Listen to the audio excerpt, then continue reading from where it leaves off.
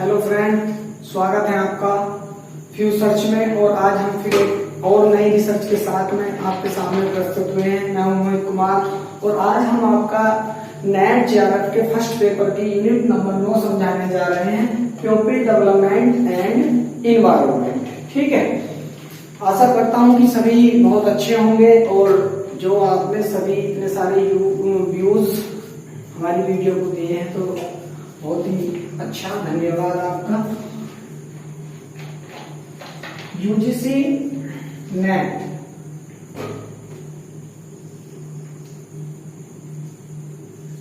JRF की unit number 9 है, आपकी यूनिट नंबर 9।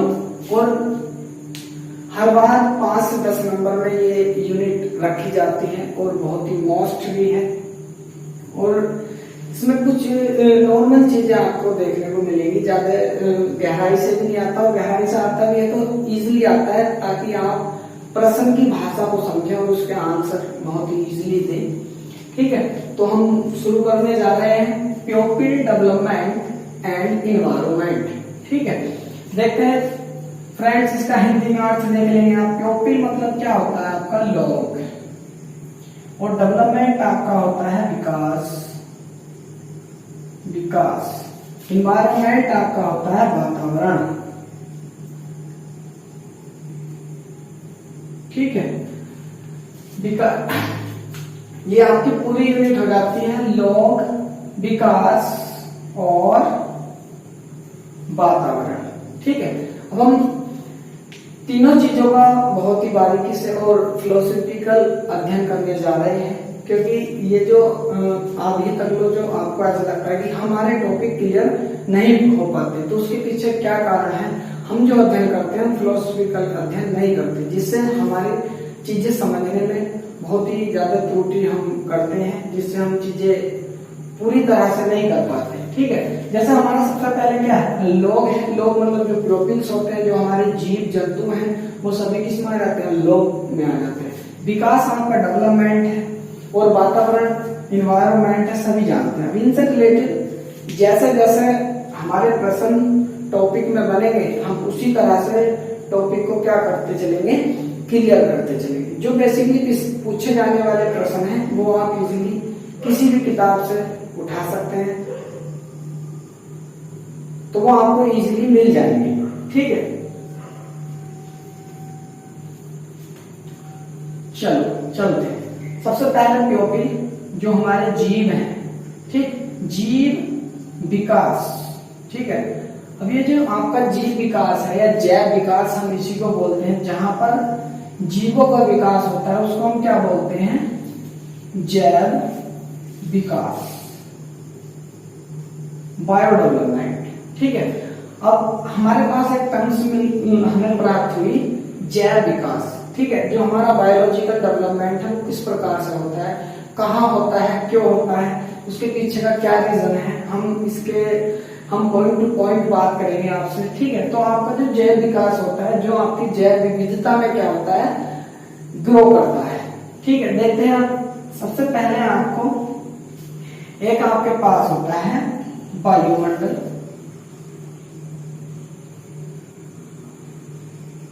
वायुमंडल, ठीक है, इस तरह से दूसरी तरह से समझते हैं, क्योंकि हमारे पास काफी बड़ा बोर्ड है। काफी तो नहीं कह सकते, लेकिन इतना है कि काफी है। ठीक,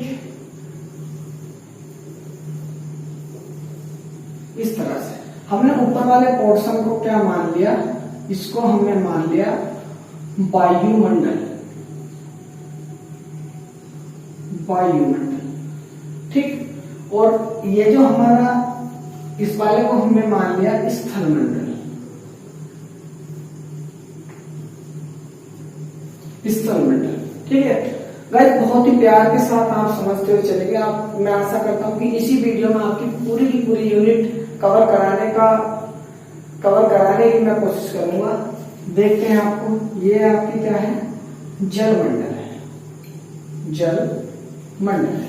ठीक है, सबसे पहले हम यहाँ टॉपिक को लाना चाहते हैं, तो उसके लिए जो इसके पीछे की जो कहानी है उसको देखेंगे, जहां पर आपका वायुमंडल हो, स्थल मंडल हो और आपका जलमंडल। ठीक है, तो वहां पर आपका बनता है जैव मंडल। इसको हम क्या बोलते हैं? जैव मंडल बोलते हैं, जैव मंडल। जितना भी आपका जीवों का विकास होता है वो कहां पर होता है? जैव मंडल पर होता है। ऐसा नहीं, जलमंडल में भी आपका पूरा का पूरा जो इकोसिस्टम है वो पाया जाता है। पारिस्थितिक तंत्र जल में भी पाया जाता है, घास के मैदान में भी पाया जाता है, लेकिन उसके लिए सारी चीजें होनी बहुत अति आवश्यक है। तो हम चलते हैं, तो जैव विकास हमारा होता है। अब जैव विकास को देख लेंगे कि जैव विकास में कौन कौन से आपके विकास होंगे। अब जैव विकास से सीधा सीधा आपको समझ में आ गया होगा कि जहां पर वायु भी हो, आपका स्थल भी हो और आपका जल भी हो। जैसे जहां आप निवास करते हैं वहां आपको वायु भी मिलेगी, जो आपका वायुमंडल है पृथ्वी तल से 642 किलोमीटर, जो आपका पूरा का पूरा वायुमंडल पाया जाता है। ठीक है, और उसी प्रकार से आपका स्थल मंडल आपको मिल जाता है, जल मंडल, जहां पर तीनों सुविधाएं आपकी होती है, वहीं पर आपका क्या होता है? उसे जैव मंडल बोलते हैं। और उसी को हम क्या बोलते, वहीं पर आपका जैव विकास संभव है। तो जैव विकास संभव है जहां पर अब हम अपने टॉपिक की ओर चलते हैं कि जैव विकास में किस किस प्रकार की चीजें होंगी। अब देखो, जैव विकास में आप देखते हैं, अब जैव विकास में जब आप देखते हैं तो आपको पता चलता है कि जहां पर आपका जैव विकास है वहां पर एक चीज और निवास करती है जिसे हम बोलते हैं वातावरण या इन्वायरमेंट। ठीक है, वैसे तो वातावरण की बहुत सारी डेफिनेशन, बहुत सारे लोग नई नई डेफिनेशन देते रहते हैं, लेकिन यहाँ क्या है आपकी वातावरण। ठीक, या इसी से इन्वायरमेंट, वातावरण या आपका जो पर्यावरण होता है। ठीक, वातावरण भी बोल सकते हैं और इसको पर्यावरण भी बोल सकते हैं, पर्यावरण। ठीक है, वातावरण यानी कि एटमॉस्फेयर होता है वास्तव में तो, लेकिन इन्वायरमेंट मतलब क्या होता है? पर्यावरण होता है। और जो आपका पर्यावरण होता है वही आपका क्या होता है? वातावरण होता है। जैसे इफेक्ट पर्यावरण डालता है, इसी तरह से सेम वातावरण भी आपका क्या डालता है? इफेक्ट डालता है मनुष्य पर। तो पर्यावरण दो शब्दों से मिलकर बना है, परि प्लस आवरण, अर्थात जो मनुष्य को चारों ओर से घेरे हुए हैं वो आपका क्या कहलाता है? पर्यावरण कहलाता है या आपका वातावरण कहलाता है। ठीक है, या वातावरण से अगर जो तात्पर्य समझे आप तो इस तरह से समझ सकते हैं। ठीक है, वह भौतिक या रासायनिक कारक जिनसे, या सामाजिक हम कारक भी बोल सकते हैं, जिनसे मनुष्य घिरा हुआ है या जिनसे मनुष्य ढका हुआ है वो हमारा वातावरण या पर्यावरण कहलाता है। ठीक है, अब हम आगे चलते, ये तो था इस तरह से संबंधित। अब इन पर्यावरण के जो अब यहाँ से हमारा एक नया प्रश्न का उदय होता है कि पर्यावरण और जैव विकास में किस प्रकार से संबंध है। ठीक है, इनके बीच में आपको बहुत सारे प्रश्न मिलेंगे, जैसे इनके बीच संबंध, इनके बीच संबंध। दूसरा है इनको प्रभावित करने वाले कारक,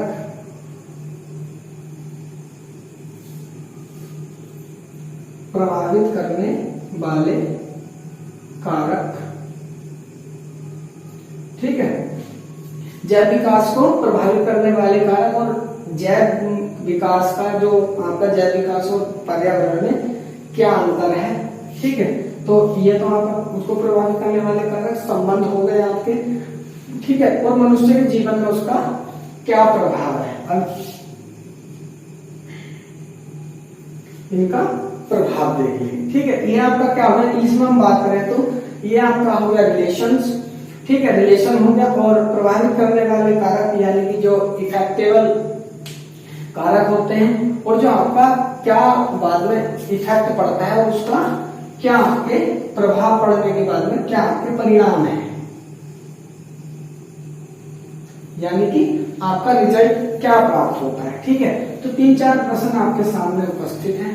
ठीक है, अब देखते हैं, जैसे संबंध है तो किस प्रकार से मनुष्य का वातावरण से संबंध है। अभी एक मनुष्य है तो वो किस प्रकार से संबंधित होगा। देखो, वातावरण में जो ये दोनों चीजें मिल जाती है तो हमारे एक नए टर्म्स का जन्म होता है जिसे हम बोलते हैं पारितंत्र। पारितंत्र या इसी को हम पारिस्थितिक तंत्र बोल देते हैं, या हम इसको इकोसिस्टम बोल देते हैं, या हम इसको क्या बोल देते हैं, इकोसिस्टम बोल देते हैं। ठीक है, जब जैव विकास और पर्यावरण का आपस में संबंध होता है तो जिस प्रकार से जैव विकास का जैव जीवों का क्या होता है, विकास होता है, तो उसको उसके सारे जो सिस्टम है, एक वस्तु का कहां से उदय हुआ, उसका ओरिजिन क्या है और उसका एंड क्या है। ठीक है, ये जो सारा का सारा सिस्टम है एक, तो ये आपका क्या कहलाता है, पारितंत्र कहलाता है, या इकोसिस्टम या पारिस्थितिक तंत्र इसको हम बोल देते हैं। अब पारिस्थितिक तंत्र आप थोड़ा सा यहाँ समझ लेंगे कि पारिस्थितिक तंत्र या इकोसिस्टम हम किस तरह से होता है।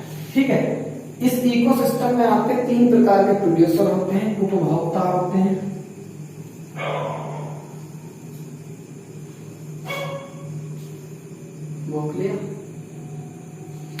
ठीक है। इकोसिस्टम में आपके 3 प्रकार के उपभोक्ता होते हैं। नंबर फर्स्ट होता है आपका प्रथम उपभोक्ता या फर्स्ट प्रोड्यूसर। ठीक है, प्रथम और सेकंड आपका होता है द्वितीय और थर्ड आपका तृतीय। ठीक है, थर्ड आपका होता है तृतीय। अब प्रथम उपभोक्ता किन्हें बोलते हैं, द्वितीय उपभोक्ता हम किन्हें बोलते हैं और तृतीय उपभोक्ता किन को हम बोलते हैं, वो आप देखते हुए चलेंगे। ठीक है, जैसे प्रथम उपभोक्ता हमारे वे उपभोक्ता होते हैं जो जीव शाकाहारी होते हैं, जो जीव शाकाहारी होते हैं वो आपके क्या होंगे, प्रथम उपभोक्ता होंगे। और जो जीव शाकाहारी जिनका भोजन करते हैं, जैसे शाकाहारी में आ जाती है आपकी टिड्डा, जो ग्रास ऊपर होता है टिड्डा हो जाता है।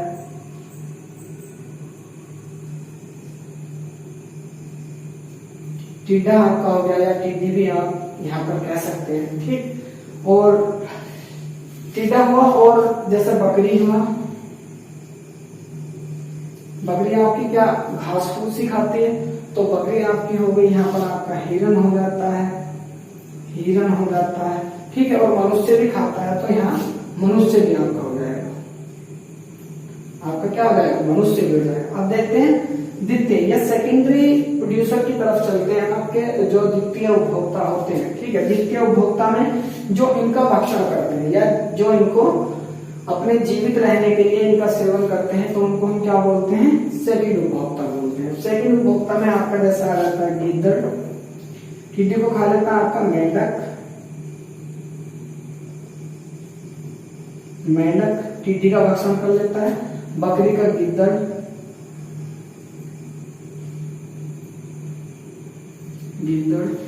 ठीक है, और हिरन को भी आपका गिद्दड़ी इन दोनों का भक्षण कर सकता है। ठीक, और मनुष्य का भी भक्षण कर सकता है। ठीक है, और मनुष्य खुद मनुष्य का भी भक्षण कर लेता है। ठीक है, तो ये आपके आ जाते हैं सेकेंडरी या द्वितीय उपभोक्ता में आपके आ जाता है। तृतीय उपभोक्ता जो इनका सेवन कर लेते हैं। ठीक, जैसे यहाँ आ जाता है आपका सांप या सर्प आप कह सकते हैं, यहाँ आ जाता है आपका शेर। ठीक, यहाँ भी आपका शेर ही आ जाएगा, और यहाँ पर भी आपका क्या आ जाता है, शेर ही आ जाता है। यहाँ पर क्या आ जाता है, आपका शेर ही आ जाता है। ठीक है, अगर जो आपको मेन बात है कि कभी कभी ऐसा पूछ लेता है निम्नलिखित में से कौन प्रथम उपभोक्ता है, कौन द्वितीय उपभोक्ता है, कौन तृतीय उपभोक्ता है। अभी मान लो आप कहने लगे कि सर आपने तो इस प्रकार से बताया था, लेकिन आपको जो एग्जाम्पल के रूप में मिला, एग्जाम्पल के रूप में आपको ऐसा मिला, सबसे पहले आपको क्या मिला, मेंढक। ठीक है, और मेंढक के बाद में आपको मिला सांप, और फिर क्या मिल गया आपको, गरुड़। ठीक है, यानी कि मेंढक का भक्षण किसने कर लिया, सांप ने, और सांप का भक्षण किसने कर लिया, गरुड़ ने कर लिया। तो यहाँ पर आपको जो आपके 3 प्रकार के उपभोक्ता है, तो यहाँ पर तीसरा प्रकार आपका किसका हो जाएगा, गरुड़ का हो जाएगा, सेकंड आपका सांप, और थर्ड आपका मेंढक हो जाएगा। ठीक है, तो इस प्रकार से आपके 3 प्रोड्यूसर आपको देखने को मिलते हैं। तो आप उसमें देख लेंगे कि कौन किसका भक्षण प्रश्न में कर रहा है। ठीक है, तो प्रश्न के अनुसार आप आंसर देंगे। ऐसा नहीं कि 7 तो तृतीय उपभोक्ता में आता है, ऐसा कुछ भी नहीं है। ठीक है, तो इस तरह से आपका क्या होता है, आपके प्रोड्यूसर जो उपभोक्ता होते हैं वो आपको सामने मिल जाता है। ठीक है, अब आगे चलते हैं नेक्स्ट टॉपिक की तरफ। ठीक, तो ये आपका क्या हुआ, संबंध हुआ। अब इकोसिस्टम को प्रभावित करने वाले भी बहुत सारे कारक हैं। ठीक, बहुत सारी चीजें ऐसी हैं जो आपको क्या मिलेंगी, बार बार चीजें नई प्रकार से मिलती हैं।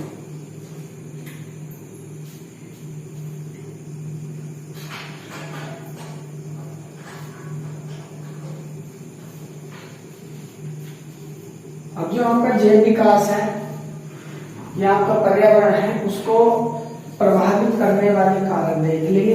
आपके जैव विकास के जो रोकथाम है, पर्यावरण को जो दूषित करता है, ठीक है, या जैव विकास में जो बाधा उत्पन्न करता है, वो आपका क्या हो जाता है। अब इनको प्रभावित करने वाले कारक होंगे आपके, जैसे प्रदूषण। ठीक है, प्रदूषण आपका हो जाता है। अब प्रदूषण में आपका एक तो हो जाता है वायु प्रदूषण। ठीक है, हम शॉर्ट में लिखेंगे थोड़ा सा। एक हो जाता है आपका जल प्रदूषण, एक आपका होता है ध्वनि प्रदूषण। ठीक, और एक आपका हो जाता है मृदा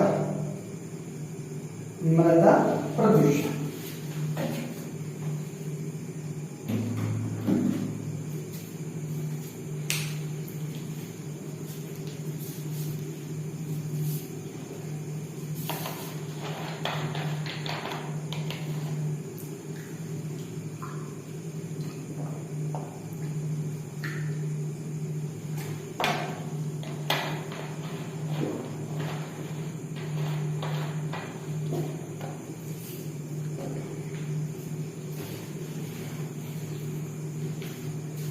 ठीक है, ये आपके प्रदूषण हो जाते हैं, मृदा प्रदूषण, ध्वनि प्रदूषण, जल प्रदूषण और वायु प्रदूषण। ठीक है, एक आपका एक प्रकार का प्रदूषण और होता है, ठीक है, रेडियो एक्टिव।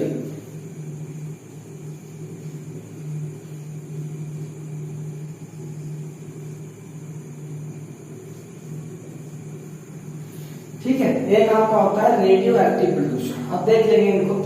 ठीक है, किस प्रकार से आपके होते हैं। जैसे आपका मृदा प्रदूषण है, तो मृदा प्रदूषण में आपके जो मिट्टी होती है, मिट्टी में आपकी अम्लता बढ़ जाती है, कहीं कहीं पर क्षारीयता बढ़ जाती है। ठीक है, एसिड बेस में परिवर्तन हो जाता है। कहीं कहीं पर मृदा प्रदूषण में जैसे मिट्टी का कटाव या मिट्टी का अम्लता और क्षारता बढ़ जाना, या आपका मृदा अपरदन, ठीक, मिट्टी का कटाव, ये सारे शब्द जो एक से हैं, ये आपके किस में आ जाते हैं, आपके मृदा प्रदूषण में आ जाते हैं। ध्वनि प्रदूषण में बहुत अधिक ध्वनि उत्पन्न करने वाले जो आपके जैसे फाइटर जेट है आपके पास, ठीक, या बहुत सारे जो लाउड स्पीकर है, ठीक, या और बहुत सारे म्यूजिकल इंस्ट्रूमेंट हैं जो काफी हद तक क्या करते हैं, आपका ध्वनि प्रदूषण करते हैं। अब आपका आ जाता है जल प्रदूषण। जल प्रदूषण में आपका जो प्रौद्योगिकी के क्षेत्र में जो औद्योगिक धंधे हैं, वे आपके जल पर क्या डालते हैं, प्रभाव डालते हैं, जल को दूषित कर देते हैं। ठीक, फिर आपका जल प्रदूषण में मिट्टी प्रदूषित है, वहां पर जल भरा हुआ है तो जल प्रदूषित हो जाएगा। ठीक है, और जल प्रदूषण में और बहुत सारे कारक हैं, कूड़ा करकट डाल देते हैं आप, ठीक है, या अम्लीय वर्षा से भी जल प्रदूषित हो जाता है, जल की अम्लता बढ़ जाना, क्षारता बढ़ जाना।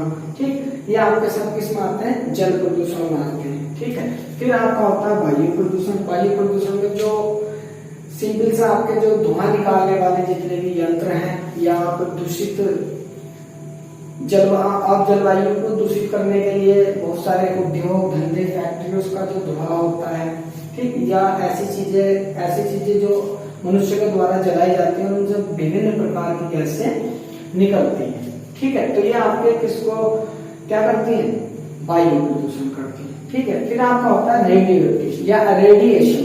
ठीक है, जो रेडिएशन है, अभी मैं भी फोन यूज करता हूँ, आप भी फोन यूज करते हैं, तो इससे भी आपका क्या होता है, रेडिएशन होता है। आप विभिन्न प्रकार के कंप्यूटर, ठीक है, super fast computer, mini computer, micro computer, ठीक है।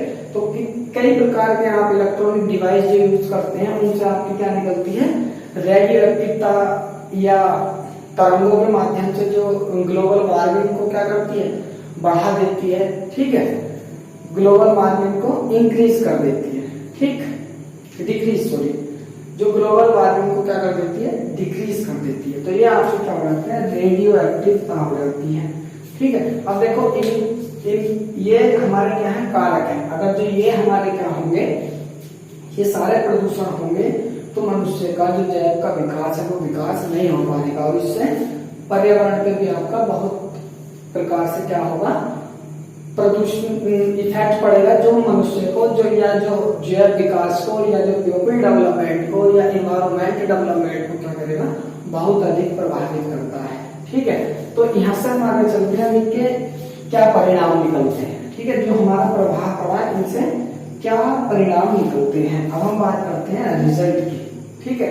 तो रिजल्ट की जब हम बात करेंगे, ठीक, अब जब हम रिजल्ट की बात करेंगे तो रिजल्ट में जब अगर जो मिट्टी प्रदूषित होगी तो आपका जितना भी जो खनिज पदार्थ हम बना रहे हैं, जो हरी साग सब्जियां हैं, ठीक है, मिट्टी से रिलेटेड चीजें जो हम उत्पन्न कर रहे हैं, तो उसमें क्या हो जाएगा, वे चीजें वेस्ट हो जाएंगी जो मनुष्य के जीवन पर बहुत अधिक हानिकारक प्रभाव डालती है, ठीक है। इससे आपका पूरी बॉडी में विभिन्न प्रकार के रोग हो सकते हैं, जैसे ध्वनि प्रदूषण है, ठीक है, बहरापन हो सकता है आपको ध्वनि प्रदूषण से, जल प्रदूषण से आपको बहुत सारे मलेरिया, ठीक है, डेंगू, मच्छर के काटने से होता है, लेकिन मच्छर जन्म कहाँ लेता है, पानी में लेता है और वो प्रदूषित जल में लेता है, ठीक है।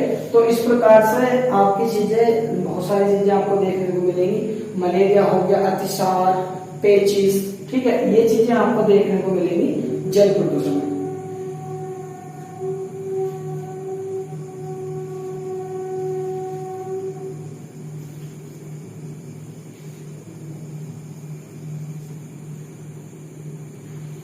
यह आपका त्वचा संबंधी बहुत सारे रोग आपके जल प्रदूषण से होते हैं। फिर आपका वायु प्रदूषण से, जैसे फेफड़ों संबंधित रोग है, ठीक है, या वायु प्रदूषण से आंखें संबंधित रोग भी वायु प्रदूषण से हो सकते हैं, और भी बहुत सारे रोग जो वायु से फैलते हैं, जैसे नजला, जुकाम भी आपका वायु प्रदूषण से हो सकता है, जल प्रदूषण से भी और वायु प्रदूषण से भी हो सकते हैं आपका, ठीक है। अब रेडियो एक्टिवता मनुष्य के जीवन पर क्या प्रभाव डालती है, रेडियो एक्टिवता के बढ़ने से ग्लोबल वार्मिंग या हमारा जो जलवायु का ताप है वो क्या हो जाता है, डिक्रीज हो जाता है, बढ़ जाता है, जिससे हमारा जो मानसूनी जलवायु है वो परिवर्तित हो जाएगी। जैसे आज के समय में आप देख रहे होंगे कि बरसात के समय पर बरसात में होकर विभिन्न समय पर बरसात का देखा जाना, ये आपका रेडियो एक्टिवता का ही परिणाम है, ये आपका क्या है, रेडियो एक्टिवता का ही रिजल्ट है, ठीक है।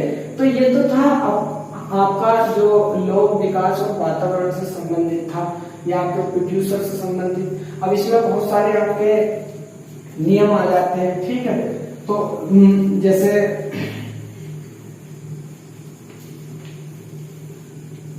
आपका इससे संबंधित नियम था आपका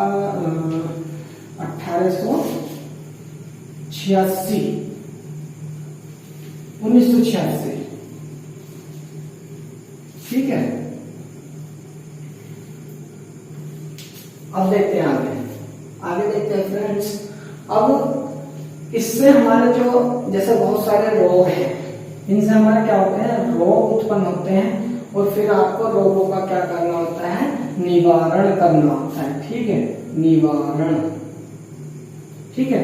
तो रोगों से प्रश्न आपके इस यूनिट में पूछे जा सकते हैं, ठीक है, और उस रोग का निवारण करने के लिए किस प्रकार की गतिविधियों की आवश्यकता पड़ती है, या फिर किस प्रकार की मेडिसिन की यहाँ पर दवाइयों की आपकी जरूरत पड़ती है। तो इस प्रकार से भी आपका यहाँ से प्रश्न बन सकता है, ठीक है। अब चलते हैं जो आपके प्रोड्यूसर्स थे उनका जो इफेक्ट था, ठीक। तो इस प्रकार से हम कैसे कैसे अपनी ग्रोथ कर सकते हैं, कैसे कैसे जीवों की हम ग्रोथ करेंगे। अब आपका जो आपके प्रदूषण थे, प्रदूषण के बारे में हमने समझ लिया बहुत ही अच्छे से, और प्रदूषण हो गए, रोग हो गए, कारक हो गए, इनके इफेक्ट हो गए, ठीक है। तो इस तरह से आपका क्या होता है, अभी जैसे ग्लोबल वार्मिंग था वो किस तरह से आपका बढ़ता है। अब इसमें और 2-3 चीजें और आ जाती हैं, जैसे प्रदूषण के बहुत अधिक या ग्लोबल वार्मिंग के बढ़ने से आपकी एक ओजोन परत होती है। क्या होती है? ओजोन परत। ठीक है, ओजोन परत होती है जिसे हम क्या बोलते हैं, O3 बोलते हैं। ऑक्सीजन के 3 अणु आपस में मिलकर हमारा O3 का निर्माण करते हैं। जैसे आपने इंटर में भी पढ़ा होगा, अगर जो आप साइंस के स्टूडेंट हैं तो आपने इंटर में पढ़ा होगा कैसे ओजोन को उत्पन्न किया जाता है, ओजोनोइजर के द्वारा। ठीक है, या आप अगर जो ज्योग्राफी वगैरह के स्टूडेंट रहे होंगे तो आपने O3 का निर्माण को इसको प्रभावित करने वाले कारक आपने देखे होंगे। ठीक है, तो अब देख लेते हैं इनसे संबंधित, आपकी ओजोन परत से संबंधित यहाँ पर सवाल बन सकते हैं। आपकी अम्लीय वर्षा है, अम्लीय वर्षा। ठीक, यह आपको इसको प्रभावित करने वाले कारक, इसको दूषित या प्रभावित करने वाले कारक, जैसे आपका ग्रीन हाउस गैस,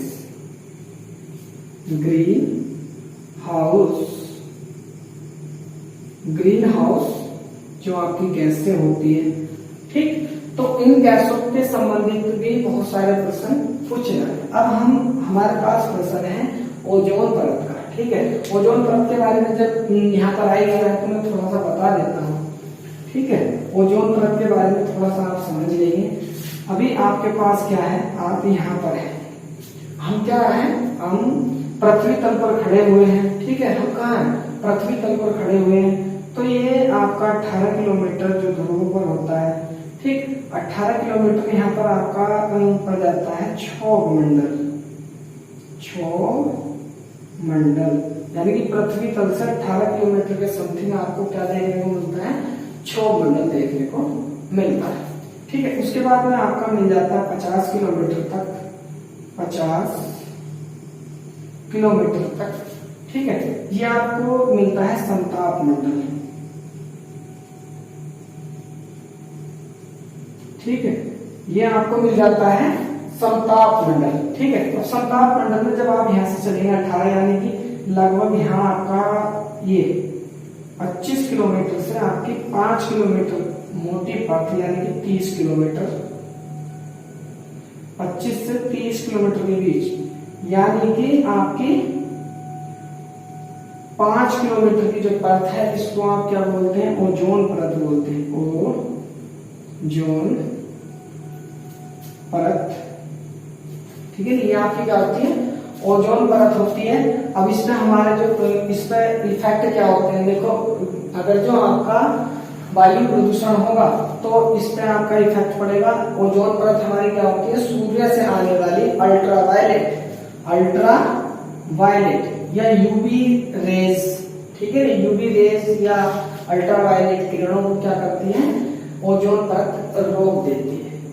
ठीक है, जिससे हमारे मनुष्य पर बहुत सारी चीजों का इफेक्ट नहीं पड़ता। ठीक, इससे आप ऊपर चलते हैं तो ये लगभग 200 किलोमीटर एक और मंडल आपका पड़ता है, मध्य मंडल जिसे हम बोलते हैं। और सबसे हम बाहर जाते हैं तो आपको यहाँ 642 किलोमीटर पर आपका एक आयन मंडल पड़ता है। एक क्या पड़ता है, आयन मंडल पड़ता है, आयन मंडल। ठीक है, और आयन मंडल के ऊपर आपका क्या रहता है, बहिर्मंडल रहता है,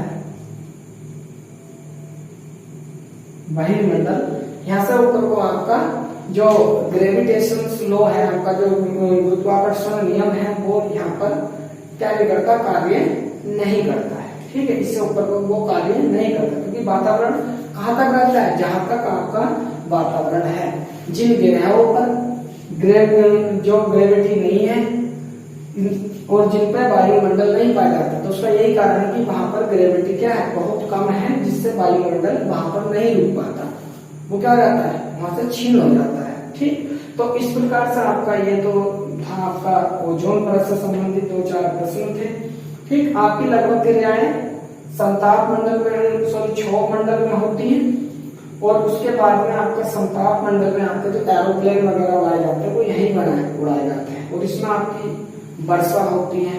ठीक है। क्षोभ मंडल में आपके बादलों का निर्माण होता है, क्षोभ मंडल में आपकी वर्षा होती है, वर्षा आपकी कई प्रकार की है, ठीक है, संवहनीय वर्षा है, ठीक, जो कुछ आपकी ये कई प्रकार की आपको वर्षाएं मिलेंगी, ठीक, जैसे पहाड़ी स्थानों पर अलग होती है, ठीक, मेघ वर्षा अलग होती है, तो आपको इस प्रकार की कई वर्षाएं मिलेंगी, ठीक है। अब आगे आप चलते हैं अम्लीय वर्षा पर, ठीक है। तो ग्रीन हाउस जो गैसेस हैं, ठीक, ये आपकी CO2, CO, ठीक है, CH4 आपकी मीथेन है, CO है, CO2 है, SO3 है, ओके, और आपका CFC है, ठीक, CFC है आपकी।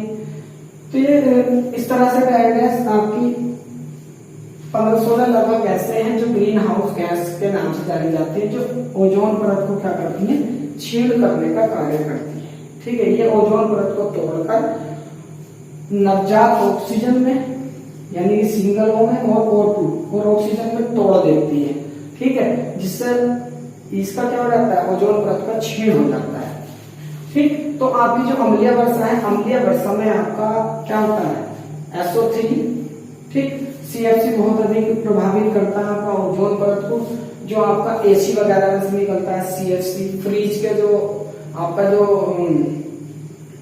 रेफ्रिजरेटर होता है उसमें CFC भरी जाती थी पहले, अब वो नहीं भरी जाती, उसमें नाइट्रोजन भरी जाती है, वो आपका ओजोन परत को बहुत कम मात्रा में छेड़ करती है, ठीक है। तो CFC की जगह नाइट्रोजन ने इस समय पर ले ली है, ठीक। तो इस तरह से आपकी जो अम्लीय वर्षा है, अम्लीय वर्षा SO3 या SO4, ठीक है, जो सल्फर के जो सल्फेट आयन होते हैं, ठीक है, इनके वजह से आपकी क्या होती है, अम्लीय वर्षा होती है। इसमें आपके CO भी पाया जाता है, इस लगभग पदार्थ इसमें अम्लीय वर्षा में पाए जाते हैं, और ये ग्रीन हाउस गैसों के नाम से जानी जाती है, जो आपकी ओजोन परत को क्या करती है, छेड़ करती है। तो इससे रिलेटेड जो प्रश्न आपके बने, फिर वन संरक्षण अधिनियम है, ठीक है, नहीं, वन संरक्षण विभाग कहाँ है, जैसे देहरादून में है, ठीक, इस तरह के आपके प्रश्न इस यूनिट से बनते हैं। तो ये तो नॉर्मल प्रश्न है, आप किसी भी बुक से भी पढ़ लेंगे तो भी आपको क्या होगा, याद हो जाएगा, ठीक है। और वन अधिनियम आपका 1986 जो है, उसमें क्या क्या प्रावधान लिखे गए हैं, किस प्रकार से आप पेड़ों को काट सकते हैं, ठीक, या किन किन चीजों को आप नहीं काट सकते, किस पेड़ को आप काट सकते हो, किसको नहीं काट सकते, ठीक है। तो उसमें आपके ये प्रावधान है, ठीक, उसको आप नॉर्मल में स्टडी कर लेंगे। तो इससे जो रिलेटेड नॉर्मल यूनिट थी, इससे